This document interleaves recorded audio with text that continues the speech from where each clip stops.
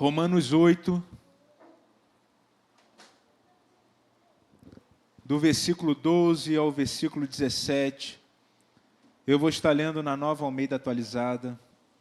Diz assim a palavra de Deus: assim, pois, irmãos, somos devedores, não à carne, como se estivéssemos obrigados a viver segundo a carne. Porque se vocês viverem segundo a carne, caminharão para a morte. Mas se pelo Espírito mortificarem os efeitos do corpo, certamente viverão. Pois todos os que são guiados pelo Espírito de Deus são filhos de Deus. Porque vocês não receberam um espírito de escravidão para viverem outra vez atemorizados, mas receberam o espírito de adoção, por meio do qual clamamos, Abba, Pai. O próprio Espírito confirma ao nosso espírito que somos filhos de Deus. E somos filhos, e se somos filhos, somos também herdeiros. E se somos herdeiros de Deus, também somos co-herdeiros com Cristo. Se com Ele sofremos, para que também com Ele sejamos glorificados. Irmãos, esse texto, ele já nos dá algumas informações. Esse texto está sendo falado para os filhos de Deus. Os filhos de Deus são aqueles que não são mais os filhos da carne. Não vivem mais para o desejo do corpo, mas vivem para Deus. E aí tem um sinal que você tem que ter. Começa no versículo 13. Se você vive segundo a carne, você caminha para a morte. Mas, se você vive pelo Espírito, você vai mortificar os efeitos do corpo e vai viver. Você deixa de ser escravo para ser livre. Você deixa de ser um rebelde contra Deus para se tornar um filho de Deus.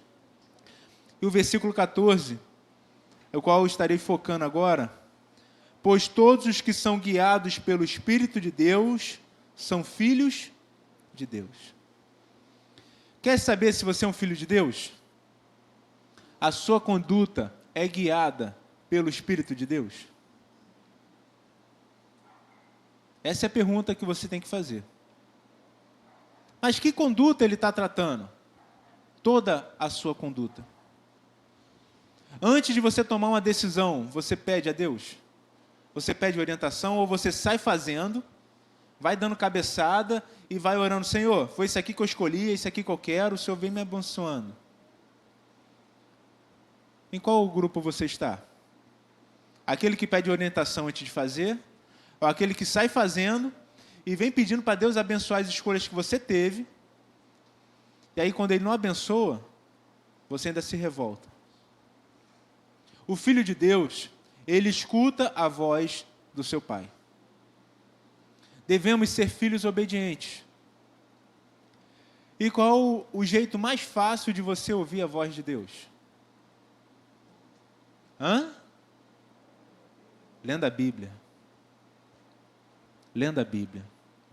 Você lê a Bíblia? Eu não estou falando, talvez, de você ficar horas e horas e horas. Eu quero saber que se você lê a Bíblia, nem que seja um pouco, mas não vale aqui um versículo, não. Você lê a Bíblia? Você para meditar na Bíblia? Deus está falando através da Bíblia com você. E se você entender bem, eu preciso ir à Bíblia para buscar informação, para saber como eu devo me comportar, para tomar uma decisão. Eu preciso orar para Deus mudar o meu pensamento, mudar a minha conduta. Ser guiado por Deus, irmãos, é ser filho de Deus. Mas o que tem acontecido nos nossos dias é que nós estamos sendo insensíveis à voz do Senhor. Talvez seja fácil você entender se uma coisa é pecado ou não é pecado. Talvez a maioria delas, você já vai ter um discernimento, você vai saber que é certo ou se é errado. Não é disso que estamos tratando, ou não é simplesmente disso que estamos tratando. É você ter certeza para tomar uma decisão sua, pessoal. É você colocar os seus filhos na mão de Deus, todos os dias. É você pedir orientação para o Senhor, antes de tomar uma decisão séria. Eu costumo dizer que uma das decisões mais sérias que nós tomamos, é com a pessoa que vamos casar. Porque se somos crentes, é até que a morte nos separe. E não vale orar para a morte do cônjuge. Vocês estão rindo, mas tem gente que ora. Irmãos, é uma decisão séria. Mas se você não sabe nem o propósito de Deus na sua vida, como que você vai querer saber ter uma pessoa que vai cumprir o mesmo propósito com você? Ah, mas o Senhor falou e eu não entendi. Presta atenção. Casamento é uma união de forças. Os dois vão ser uma só carne. Os dois têm que estar no mesmo propósito. Se estamos aqui na igreja, somos o corpo de Cristo, certo? E como corpo, cada um de vocês é um membro desse corpo. Cada um de vocês tem uma missão, uma função nesse corpo. Você nem descobriu qual é a sua função ainda. Como que você vai procurar alguém que vai te ajudar nessa função? Ah, mas eu já casei. Agora você tem um desafio talvez maior. Um desafio de servir a Deus como Ele te chamou, dar o bom testemunho para o seu cônjuge, até que ele entenda o propósito dos dois no reino de Deus. Irmãos, todos aqueles que são guiados pelo Espírito de Deus são filhos de Deus. É muito lindo falar que eu sou crente, eu sou filho de Deus, faz aquelas orações, às vezes fervorosas, mas você não coloca na mão de Deus nada que é importante na sua vida. Você simplesmente tem um sonho, você tem um alvo, um objetivo, e você fala, Senhor, aquilo ali que eu quero, me abençoe para chegar lá. Falta a gente fazer a pergunta crucial, Senhor, é isso que o Senhor quer para mim? É se colocar como filho, sabendo que o seu pai, ele é extremamente sábio. Você talvez deveria fazer uma oração assim, Senhor, o que o Senhor quer que eu queira? Porque a gente pega um versículo isolado que fala assim, tudo que você pedir, se você pedir com fé, vai acontecer. O versículo não fala isso? Mas se você pegar todo o contexto, você vai entender, é quando você pede dentro dos propósitos de Deus. Porque você não recebe porque não pede. E também você pede para simplesmente satisfazer o seu ego. E não para a glória de Deus. Mas como que eu me torno filho de Deus? Vocês lembram? O que eu faço para ser agora filho de Deus? O que eu preciso? Jovens. E aí,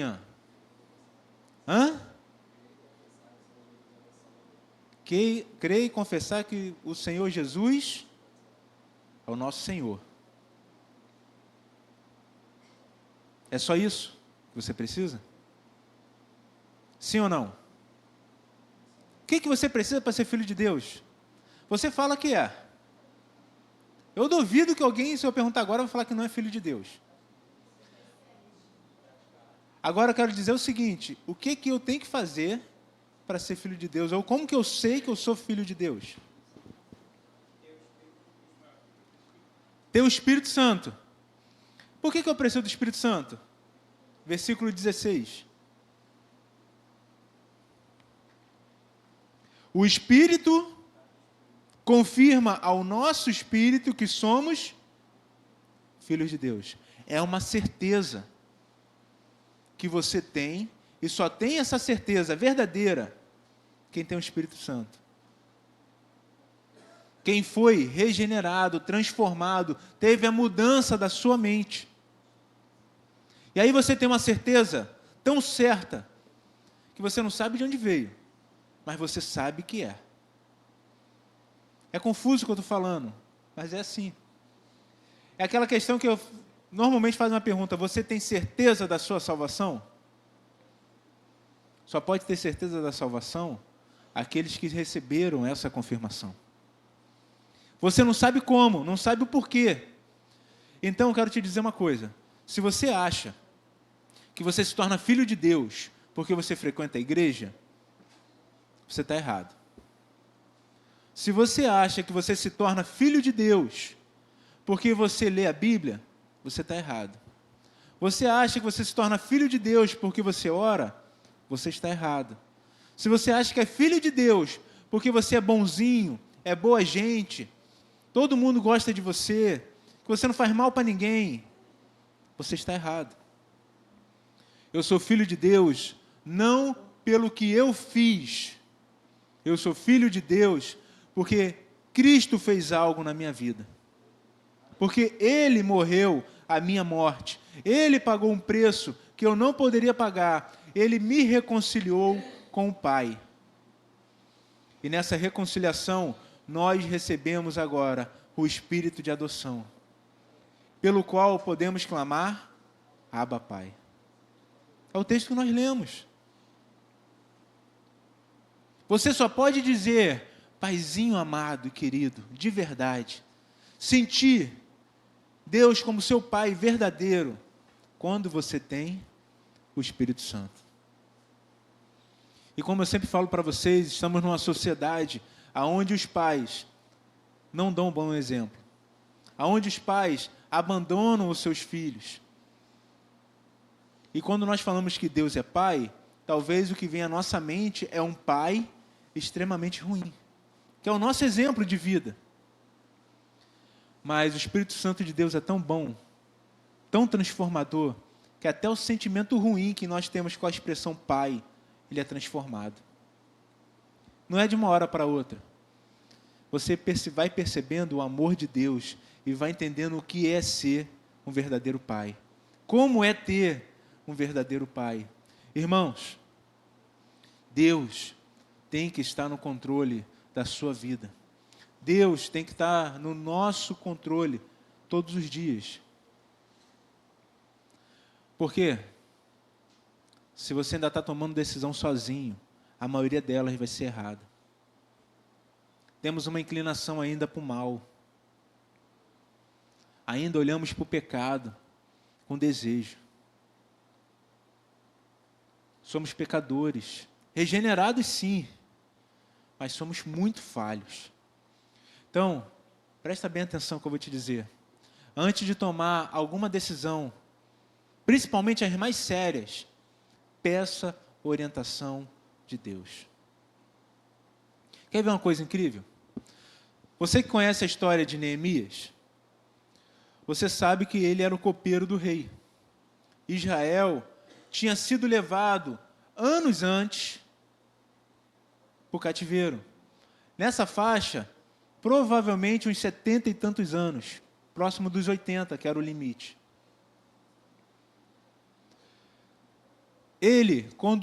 Neemias, quando ouve o que está acontecendo em Jerusalém, como estava o templo, como estavam os muros da cidade, como estava o povo que ainda vivia por lá, Neemias, ele traça um plano. Ele ora a Deus. E aí ele servindo o rei, ele começa a servir o rei, e ele tem ali uma expressão de tristeza servindo o rei. O rei pergunta para ele: Neemias, o que eu posso fazer por você? Se você pegar o texto bíblico, depois você lê o livro de Neemias, é um livro extremamente curto. O rei pergunta: o que eu posso fazer por você? O texto fala assim: Neemias ora e responde ao rei. Só que ele estava ali no meio da conversa. Como que foi essa oração? Talvez ele só: Senhor, é agora, me ajuda. Essa é a oportunidade que eu te pedi. De repente ele agradeceu ali instantaneamente na sua cabeça. E se você for lendo a continuação desse texto, ele faz uma lista completa de tudo que ele precisa para o rei. Eu preciso de tanto de madeira, tanto de pedra, eu preciso de escolta, eu preciso de uma carta de recomendação, eu preciso disso. Ele fala tudo o que ele precisa para o rei. Se chegasse agora para você, Deus, e perguntasse assim: o que você quer que eu te faça? Você teria detalhado tudo aquilo que você precisa? Ou simplesmente você só reclama por reclamar mesmo, porque você não sabe nem onde você quer chegar? Falta em nós sabermos os nossos alvos, as nossas metas, e a primeira delas é ter Cristo como o nosso maior exemplo. Ele é o alvo que devemos alcançar. E aí eu vou ter um objetivo de vida, um objetivo de família, um objetivo de relacionamento, um objetivo de trabalho. Eu tenho que ter tudo isso, irmãos. Não é errado você ter objetivos. É errado você não submeter os seus objetivos, os seus sonhos, as suas metas a Deus. E Ele, como um bom pai, Ele vai te orientar. Continuando, abra sua Bíblia em Salmo 48, versículo 14.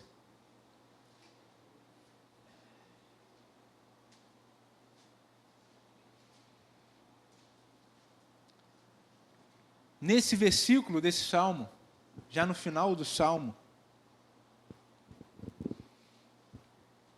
consegue colocar aqui? Salmo 48, versículo 14.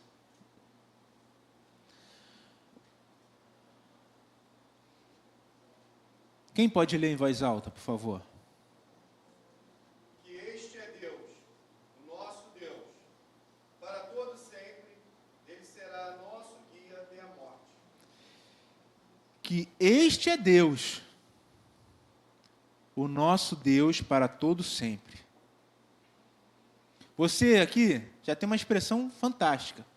Você reconhece quem é Deus e que Ele é o seu Deus para sempre. E ainda vem mais. Ele será o nosso guia até a morte. Até a morte. Por que até a morte, irmãos?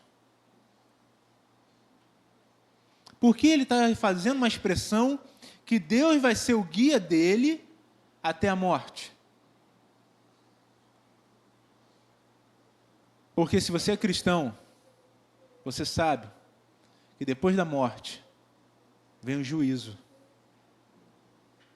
Em Eclesiastes vai falar que todo o espírito se apresenta para Deus já depois da morte. Depois da morte é dado um destino para você.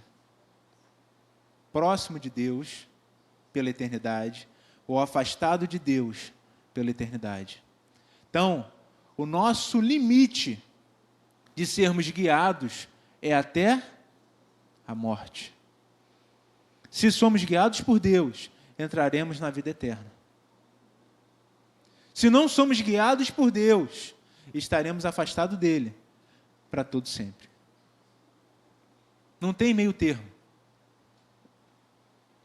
Agora, essa expressão deveria ser a nossa expressão, a sua expressão, a minha expressão, todos os dias. Senhor, o Senhor será o nosso guia até a morte. Até a morte.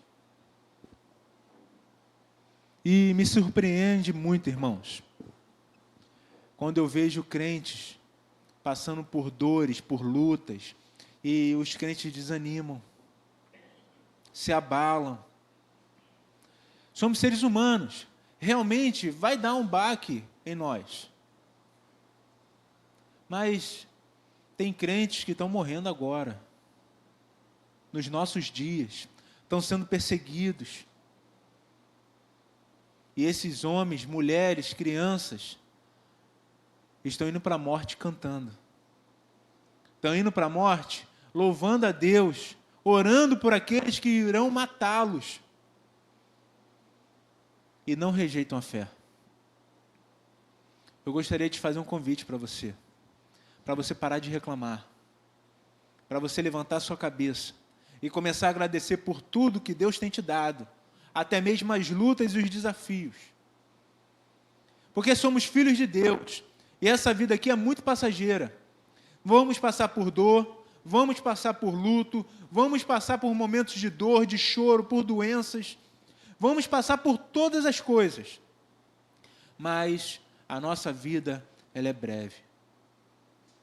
É como uma sombra que passa, é como uma flor que desabrocha e logo murcha. Vai acabar. Vai acabar. E quando a nossa vida acabar, se somos filhos de Deus, irmãos, temos a garantia que vamos entrar num lugar que somente vai ter alegria, felicidade. As nossas lágrimas serão enxugadas, não vai ter mais morte, nem luto e nem dor.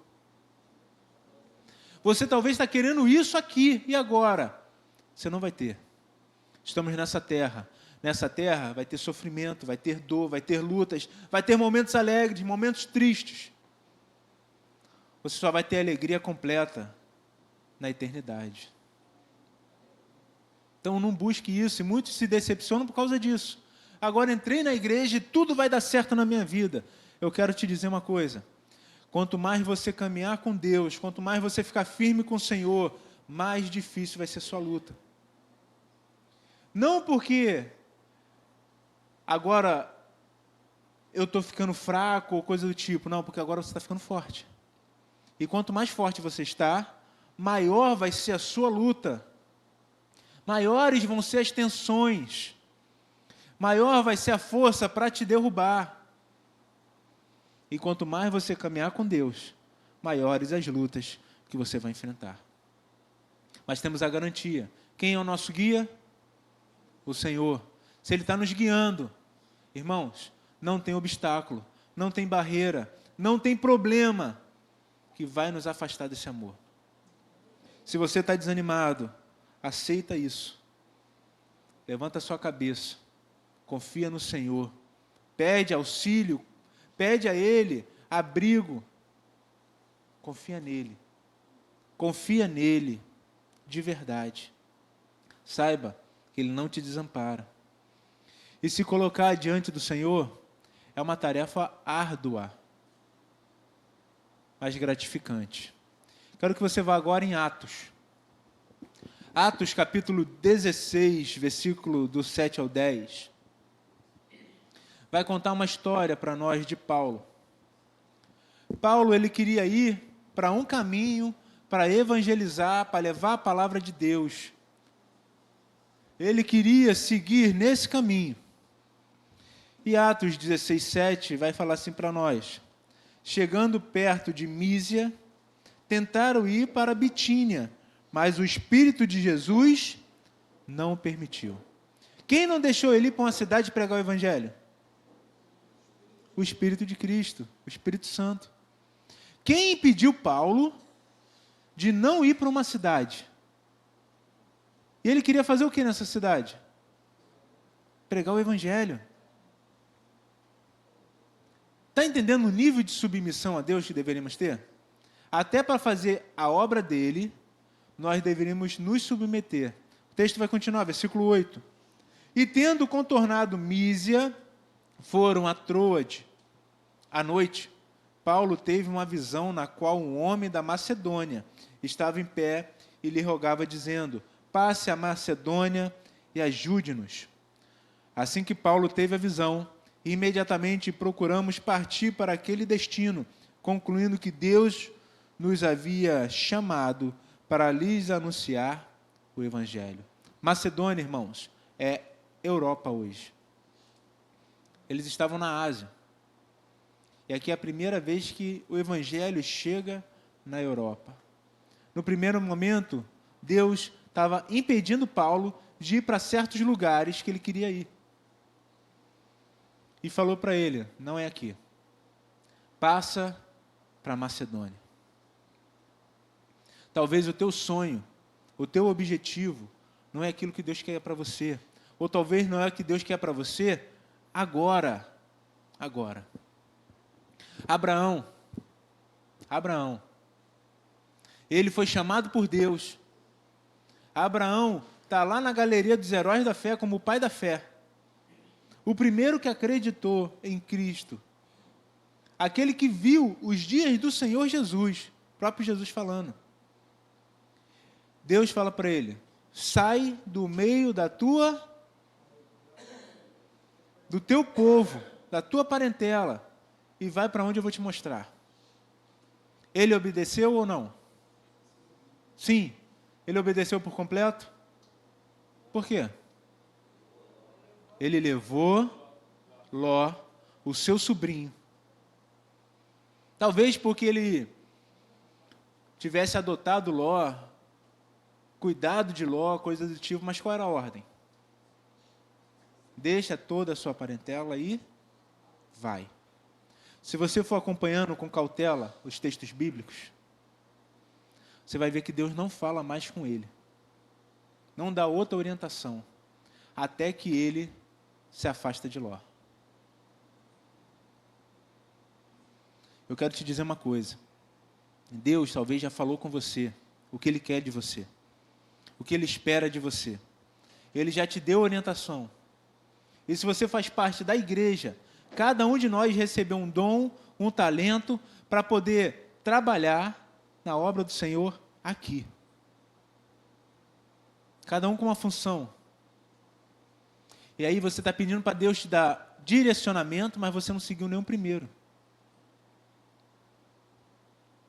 Siga o que Deus já falou contigo. Faça o que Ele já mandou você fazer. Pode ter certeza, irmãos, que Deus não perde tempo. Se Ele já falou contigo, faça, execute. Mas a gente não leva a sério o que Deus falou conosco e queremos que Ele continue nos orientando para outras coisas. Outro, Moisés. Moisés foi cuidado por Deus desde o seu nascimento. O faraó mandou matar todas as crianças. Ele foi poupado. A mãe dele coloca ele no cesto, bota no rio Nilo. Quando uma das filhas de faraó encontra Moisés naquele cesto, ela quer adotá-lo, poderia matá-lo. Deus poupou aquela criança. Ele cresceu ali sendo ensinado pelos egípcios. Mas ele era para ser o libertador do seu povo. Chegou um certo momento que ele viu um soldado egípcio batendo em um hebreu. O que ele fez com aquele soldado? Ele matou. E por ele ter matado aquele soldado, ele foge para o deserto. Qual era o chamado de Moisés? Libertar o povo. Qual foi o erro de Moisés? Tentar libertar o povo antes da hora. Antes da hora. Não era aquele momento, não era daquela forma, não era do jeito que Moisés queria. Às vezes você até está no chamado que Deus colocou para você, mas não está fazendo na hora certa, do jeito certo, como deveria fazer. E isso, irmãos, fez Moisés ir para o deserto, viver 40 anos, para Deus, depois de 40 anos, voltar a falar. Ele vê Deus através da sarça, e agora ele não quer voltar. E bota vários empecilhos. Ele está vendo uma árvore pegando fogo e não se consumindo, uma voz falando com ele, e ele simplesmente fala assim, olha só, eu sou pesado de língua, eu não consigo falar. Não pode ser eu. Quantas desculpas você tem dado? Você é a pessoa que Deus chamou para exercer certa função, autoridade, o que seja, e você está dando desculpas, porque eu sou pequeno, é porque eu sou novo, é porque eu sou velho. Nesse segundo chamado de Moisés, ele já estava com 80 anos. E ele vai morrer com 120. E não era comum viver isso tudo naquela época já. Precisamos viver na dependência de Deus. Então, para viver nessa dependência, você precisa saber o que fazer. O que Deus quer para mim. O que eu tenho que fazer. E isso aqui, irmãos, essa primeira pergunta é uma das mais difíceis. Porque a gente não quer saber o que Deus quer que nós façamos. Nós queremos simplesmente fazer o que nós achamos que gostamos. Irmãos, eu gostava tanto de assistir o culto, de sentar aí na cadeira, ouvir as pregações. Ficaria aí para sempre. Em certo momento, vou para o seminário. E agora eu tenho que estar aqui. Não é fácil falar. E talvez muitos querem estar aqui por status. Muitos querem cantar por status. Muitos querem participar de alguma coisa na igreja para aparecer. Na classe dos jovens mais cedo, agora a gente falou sobre uma parte de Ananias e Safira. É para aparecer? Que Deus te mate e te leve. Não estamos aqui para aparecer. Igreja não é circo, não é espetáculo. Estamos aqui para fazer o que Deus nos chamou para fazer. E todos são importantes, cada um na sua área. Então precisamos saber o que fazer. Qual o teu chamado? Se você está aqui, é porque Deus tem alguma coisa para você fazer. Deus não levantou ninguém à toa. Eu só quero te converter e senta lá naquele banco e tá bom. Não foi para isso. Não foi para isso. Você foi levantado para fazer a diferença na vida de alguém, para trabalhar em certa área que o Senhor tem te colocado, tem aberto seus olhos, e você está negando o teu chamado. O que fazer? Depois que você descobre o que fazer, agora você tem que descobrir qual é o modo de fazer isso. Como eu vou executar o que Deus falou que eu tenho que fazer? Deus falou para Paulo que ele tinha que ir para Macedônia. Certo? O que ele fez? Imediatamente foi. Agora também precisamos saber o quê? Qual é o tempo? Para Paulo foi imediato. Para Moisés, não. Não era naquele tempo. Então, além de eu saber o que fazer, eu preciso também saber como fazer e quando fazer. Isso é colocar Deus na direção da sua vida todos os dias. E se você é filho de Deus, você tem que estar seguindo isso. Primeiro, irmãos, se você não sabe para que você está aqui, se você não sabe para que você serve, descubra. Descubra. Eu vou glorificar Deus como? É no meu trabalho? É falando? É cuidando das pessoas? É desenvolvendo um ministério? É o que Deus quer que você faça? Descubra isso. E quando você descobrir, aí você vai ter mais coisas para pedir para Deus.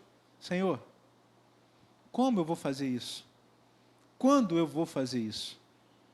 E assim nós continuamos dependentes de Deus para sempre. Para sempre. Porque Deus não revelou tudo para Abraão de uma vez? Porque Deus não mostrou tudo para os apóstolos de uma vez? Porque, irmãos, o ser humano é soberbo. E Deus vai se revelando a nós conforme nós vamos nos aproximando dele, para continuarmos tendo a dependência do nosso Deus. Então, tenha a dependência do Senhor. Viva para o Senhor. Confia nele, porque só aqueles que são filhos de Deus se submetem a Deus todos os dias. Mas eu te deixei um desafio grande. Como que você vai descobrir o que você tem para fazer? Como? Fazendo. Fazendo. Talvez você está olhando aqui na igreja, pô, isso aqui me interessa. Vai e faz. Ora. Pede orientação. Pede orientação. E aí você vai ver Deus trabalhando na sua vida. E talvez Deus vai começar com você numa coisa, e quando você vai vendo, você já está em outra totalmente diferente, porque você está ouvindo a voz de Deus, e Deus está te guiando naquilo que Ele quer que você faça. Então, para você entender, o que você faz hoje, talvez não seja o que Deus quer que você faça amanhã. Então, até os nossos ministérios, eles vão evoluindo e sendo modificados pela dependência que nós temos de Deus. Então, saia daqui e faça a diferença. Venha para cá e faça a diferença. Trabalhe na obra do Senhor. Trabalhe na obra do Senhor. Para que o Senhor te quer? Por que Ele te chamou? Essa pergunta você vai ter que descobrir.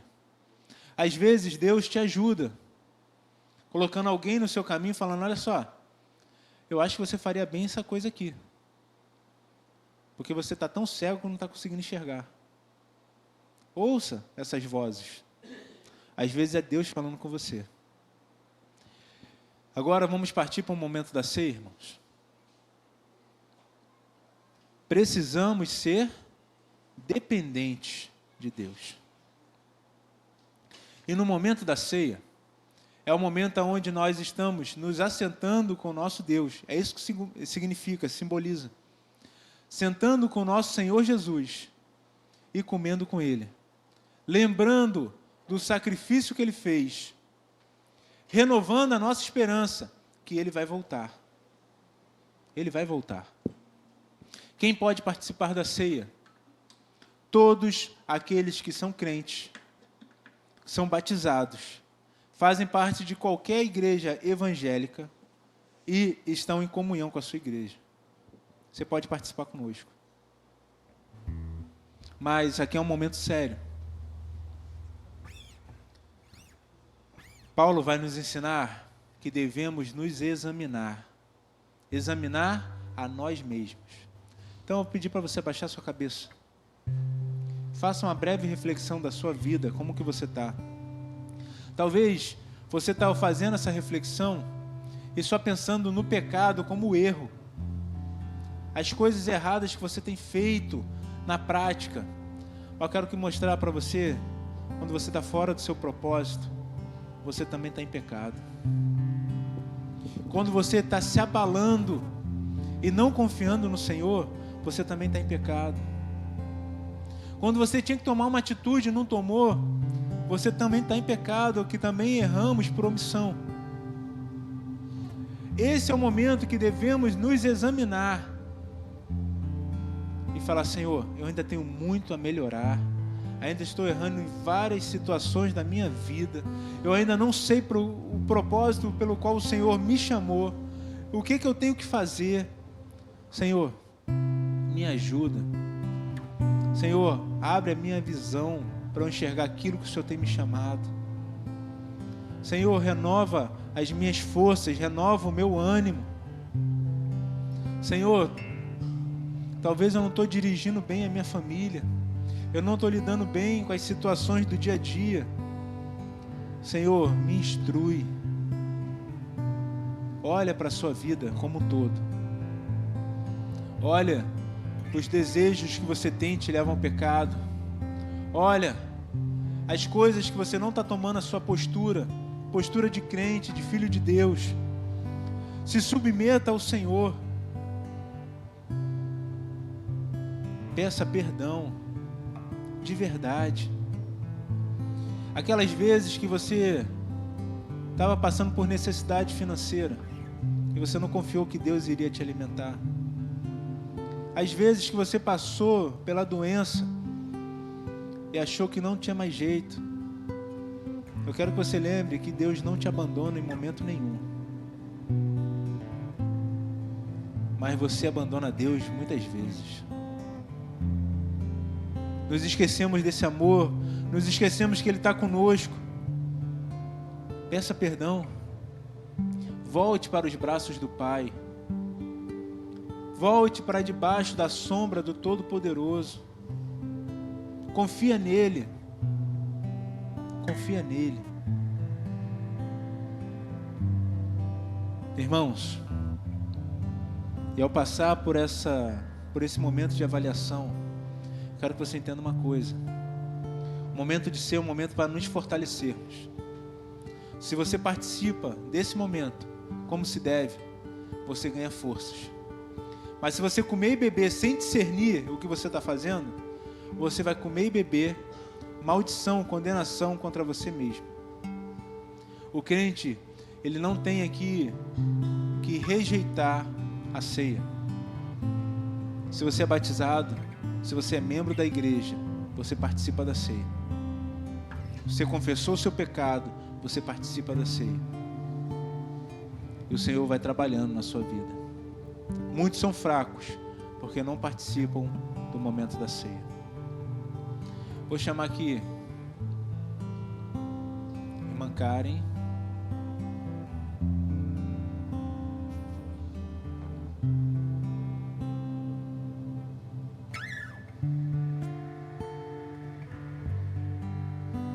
A irmã Jaqueline, por favor. Vocês vão nos auxiliar aqui na distribuição dos elementos.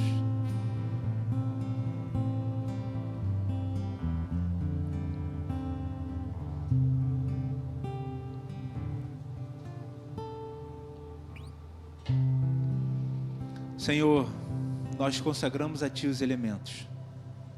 Tiramos do uso comum, Pai, para podermos participar da ceia do Senhor. Que cada um que irá participar desse momento possa entender a seriedade desse ato, a importância para cada cristão desse ato, que estamos diante do nosso Deus, do nosso Senhor, estamos nos alimentando, estamos lembrando da aliança feita no sangue de Cristo, e estamos com a esperança renovada que o Senhor vai voltar para buscar a sua igreja. Senhor, nos fortalece em nome de Jesus. Amém.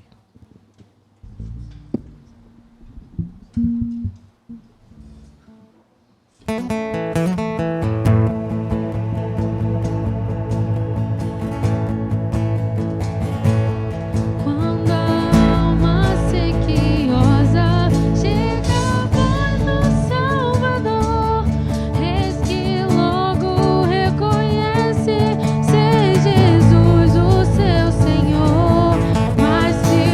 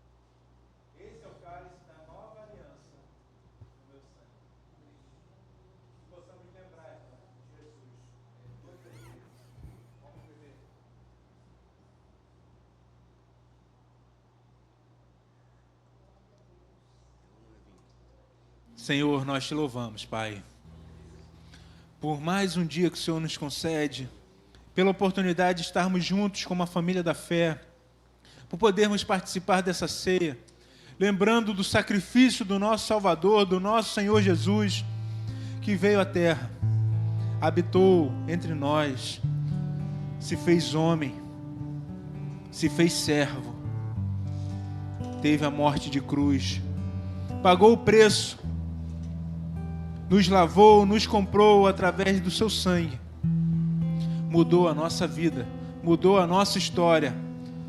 Ó Senhor, só podemos ser gratos. Enviou o outro Consolador, o Espírito Santo, e somos agora alertados, somos mostrados que há pecado, que há justiça, que há juízo. Isso tudo através do amor do Pai para cada um de nós. Senhor, que aqueles que estão fracos sejam fortalecidos, que possamos, Senhor Deus, renovar o nosso compromisso contigo, nos lembrando da aliança. O Senhor fez uma aliança com o seu povo e sacrificou o seu próprio filho. Senhor, nós almejamos o dia que vamos nos encontrar nos ares com o nosso Salvador. O dia da volta do nosso Senhor Jesus. Essa esperança, que ela venha renovar a nossa vida no dia a dia, renovar as nossas forças, renovar a esperança de verdade, que teremos dias melhores, dias sem dor, sem luta, sem luto. Ó Senhor, que possamos voltar para os nossos lares em paz, voltarmos em segurança, mas pedimos ao Senhor oportunidades, portas abertas, para proclamarmos o Teu Evangelho, para, Senhor Deus, desenvolvermos o nosso chamado, para fazermos a diferença onde o Senhor tem nos colocado. Senhor, derrama sobre o Teu povo um espírito de ousadia, derrama fé, Senhor Deus, dá sabedoria, e que possamos sair daqui, Senhor Deus, prontos para o desafio de ser crente. Ó Senhor, te amamos, te louvamos e te agradecemos. Em nome de Jesus. Recebam a bênção, irmãos. Que a graça e a paz do nosso Senhor e Salvador Jesus Cristo, o amor de Deus, o nosso eterno e poderoso Pai, a comunhão e as doces e maravilhosas consolações do Espírito Santo de Deus esteja sobre a sua vida, esteja sobre a sua família e esteja sobre todo o povo de Deus espalhado pela face da terra, desde agora e para todos sempre. Amém. Poder sentar, irmãos.